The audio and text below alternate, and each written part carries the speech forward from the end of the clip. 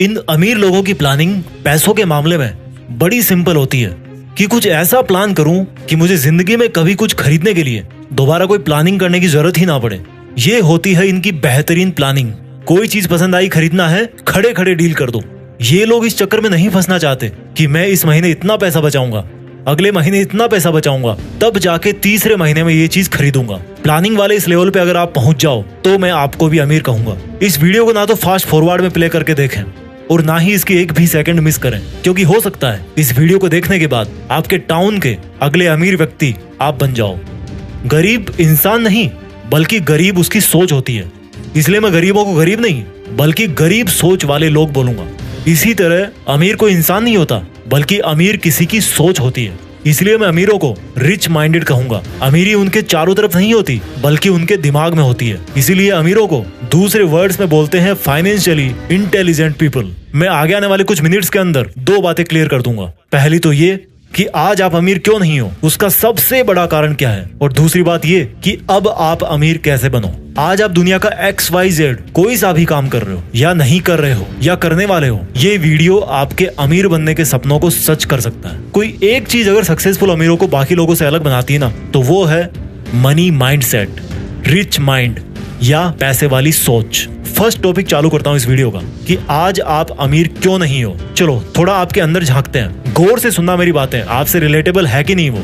आज आप दिन में कितनी बार सोचते हो पैसे के बारे में, आप कितना चिढ़ते हो अमीर लोगों से, कितना ब्लेम करते हो अपने आप को, अपनी डिग्रीज को कि ये किसी काम की नहीं है, मैं किसी काम का नहीं हूँ। मेरे दोस्त, अमीर बनने के लिए किसी डिग्री का होना कंपलसरी नहीं है, बल्कि एक दूसरी चीज डिग्री वाली पढ़ाई से भी ज्यादा आना जरूरी है। उसको बोलते हैं फाइनेंशियल इंटेलिजेंस। एक लाइन मेरी सुनते रहो, लास्ट तक जान जाओगे। अधिकतर गरीब और मिडिल क्लास लोग यही सोचते हैं, बल्कि मैं कहूंगा कि उनको ऐसा सिखाया जाता है कि पैसा कमाओ, कैसे भी करके पैसा कमाओ, पार्ट टाइम जॉब करो, चेन मार्केटिंग से पैसा कमाओ, बस कमाते रहो। एक के पीछे दूसरा, दूसरे के पीछे तीसरा। हर कोई वैसा ही कर रहा है, इसलिए हर कोई वैसा ही बना हुआ है। एक्चुअली उनको सिखाया जाता है कि पैसा कमाना है तो डिग्री कमाओ, फिर किसी और के सपने पूरे करने के लिए, किसी और को अमीर बनाने के लिए उसकी नौकरी करो। खुद के सपने पता नहीं कब पूरे होंगे, पहले दूसरों के सपने पूरे करो। खुद अमीर पता नहीं कब बनोगे, पर जिनके अंडर में काम कर रहे हो ना, वो पक्का अमीर बन जाएंगे। यानी कि जो गरीब लोग हैं, इनफैक्ट गरीब सोच वाले लोग, जिनके पास बड़ी बड़ी डिग्रीज हैं लेकिन फाइनेंशियल इंटेलिजेंस की कमी है, वो ऐसा सोचते हैं कि ज्यादा डिग्रीज मतलब ज्यादा पैसा, ज्यादा फिजिकल वर्क मतलब ज्यादा पैसा, ज्यादा एक्स्ट्रा वर्क मतलब ज्यादा पैसा। अब इन्हीं लोगों में से कुछ और लोगों की बातें करते हैं, वो लोग जो आज अच्छी खासी इज्जत वाली नौकरी कर रहे हैं या वो जॉब कर रहे हैं जिसका ट्रेंड है अपनी सोसाइटी में, या मजबूरी में भी कर रहे होंगे, लेकिन अच्छे खासे पढ़े लिखे हैं और पैसा भी अच्छा कमा लेते हैं, लेकिन फिर भी वो अमीर नहीं बन पाते। उनका नॉर्मली माइंडसेट कैसा होता है उसके बारे में आपको बताता हूँ। वो पैसा तो कमाते हैं लेकिन ऐसा सोचते हैं कि अमीर बनना है तो जितना खर्चा बचा सकते हो उतना खर्चा बचाओ। मुझे समझ में नहीं आता कि केवल खर्चा बचा करके कोई अमीर बन सकता है क्या? अगर आपको अंबानी साहब ने 1 करोड़ रुपया दे दिया, मान लो कि ले यार क्या पैसा करता रहता है, ये ले 1 करोड़ रुपए और जा बन जा अमीर, और उन्होंने आपको 1 करोड़ का सूटकेस हाथ में थमा दिया। अब आप तो दुनिया की तरह एक के पीछे एक भेड़ चाल में फंसे हुए हो कि भाई पैसा बचाओ और अमीर बन जाओ। आपने वो सूटकेस ऐसा का ऐसा रख दिया और 10 साल तक सोचते रहे कि मैं तो अमीर हूँ, मेरे पास 1 करोड़ रुपए हैं। अभी भी मेरी बात मान जाओ, केवल हार्डवर्क करके पैसा बचाने से कोई अमीर नहीं बनता। एक महंगाई नाम की चीज होती है जो ये डिसाइड करती है कि आपके पास जितने पैसे हैं उनकी आज के टाइम में क्या वैल्यू है। जो चीज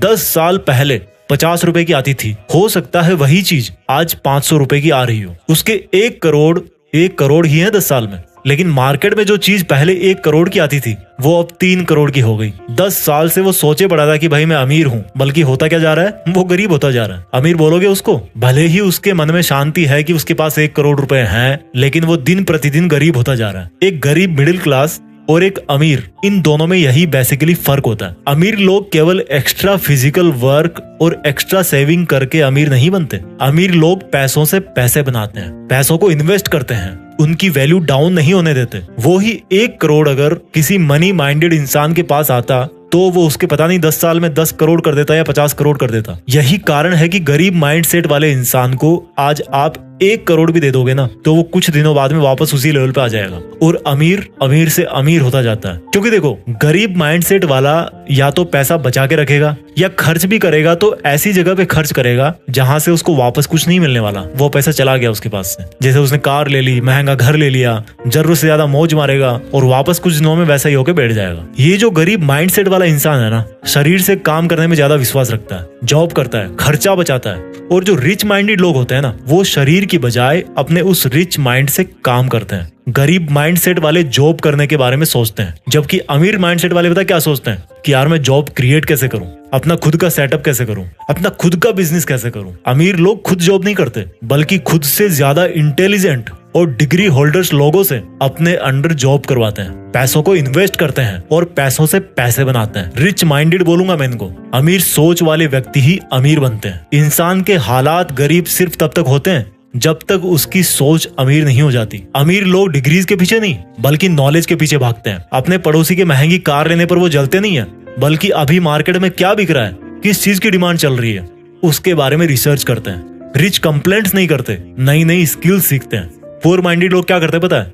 कंप्लेंट्स करेंगे, महंगाई बहुत है और खर्चा करना सीख जाएंगे। आप लोग बुरा मत मानना यार, मैं किसी के हालातों को देखकर उसको गरीब नहीं बोल रहा हूँ, बल्कि उसकी सोच में क्या है उसके हिसाब से उसको गरीब बोल रहा हूँ। क्योंकि एक्चुअल में कोई परमानेंटली गरीब नहीं होता। क्या कमी है उसमें? सिर्फ फाइनेंशियल इंटेलिजेंस की, फाइनेंशियल नॉलेज की, उस रिच माइंडसेट की जो उसके अंदर पैसे वाले दिमाग को जगा सकता है। एक राज की बात बताऊं, ये जो फाइनेंशियल इंटेलिजेंस है ना, वो किसी की डिग्रीज या क्वालिफिकेशंस की मोहताज नहीं होती।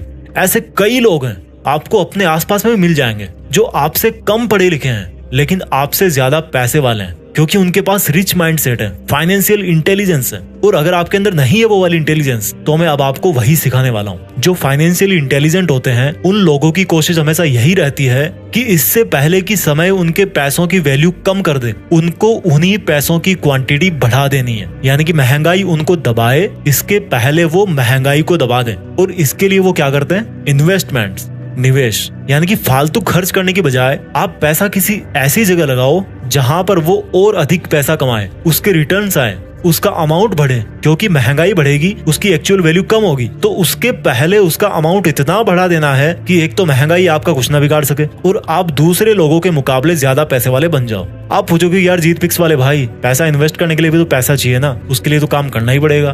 बिल्कुल काम करना पड़ेगा भाई, बिना फिजिकल वर्क के तो कुछ नहीं होता। बट लोगों की प्रॉब्लम पता क्या है? वो फिजिकल वर्क में ही रह जाते हैं, मंथली सैलरी का वेट करने में रह जाते हैं, क्योंकि उन्होंने इतने सारे लोन लिए होते हैं, क्रेडिट कार्ड लिया होता है, कि उनके मन में इनसिक्योरिटी आ जाती है कि अगर मेरी जॉब चली गई तो फिर मैं कुछ नहीं कर पाऊंगा। वो कभी शरीर को छोड़ करके गर्दन से ऊपर आते नहीं है, दिमाग में घुसते नहीं है यार कभी। अब देखो आपको क्या करना है, क्या माइंडसेट रखना अमीर बनने के लिए। मान लो आप जॉब कर रहे हो या कुछ महीने बाद आपका जॉब करने का प्लान है, तो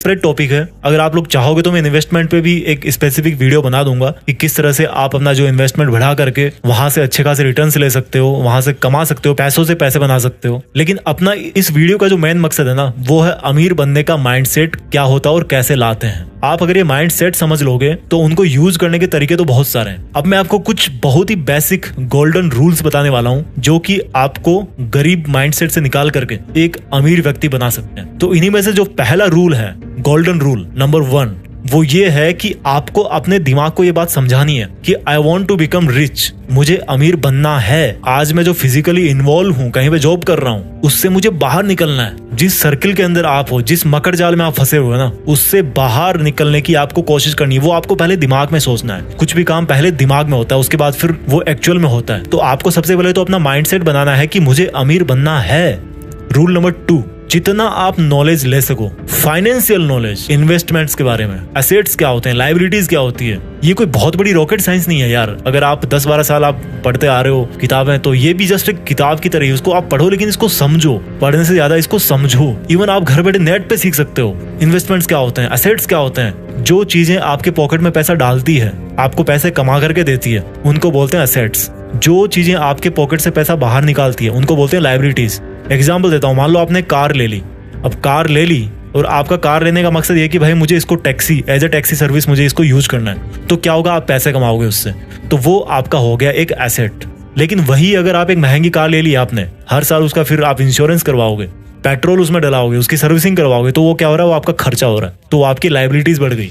तो आपको एसेट्स बढ़ाने हैं, लाइबिलिटीज कम करनी है। पैसों की गणित सीखो कि मुझे कितने टाइम के बाद में कितने पैसे चाहिए, मेरे लिए फाइनेंशियल टारगेट क्या है, कहाँ पे कितना पैसा लगा रहा हूँ तो कितना % मुझे रिटर्न मिल रहा है, कहाँ से मैं पैसा बचा सकता हूँ, कहाँ कितना पैसा डाल करके मैं अपना फाइनेंशियल टारगेट जो है वो अचीव कर सकता हूँ। उस चीज को समझो, सेविंग और इन्वेस्टमेंट में फर्क समझो।